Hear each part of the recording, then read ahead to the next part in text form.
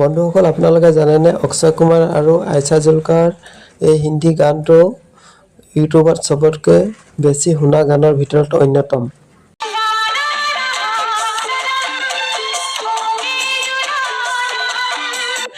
হয় বন্ধুসকল, মই ক'ব বিচাৰিছোঁ 1992 চনৰ খিলাড়ী চিনেমাখনৰ বাদা ৰহে সনম গানটোৰ বিষয়ে। আলকা য়াগনিক আৰু অভিজিত ভট্টাচাৰ্যৰ কণ্ঠত যতীন ললিতৰ মধুৰ সংগীত আৰু অনুৱাৰ সাগৰৰ দিল ভৰি যোৱা কথাৰে এই গানটোক অমৰ কৰি দিলে। এই গানটোৰ অক্ষয় কুমাৰ আৰু আয়েশা জুলকাৰ ৰোমান্টিক কেমিষ্ট্ৰিয়ে আজিও দৰ্শকৰ হৃদয় জয় কৰে।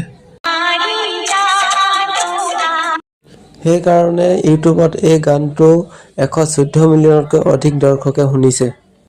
এই গানটো আজিও প্ৰতিটো দৰ্শকৰ প্ৰথম প্ৰিয় হৈ আছে।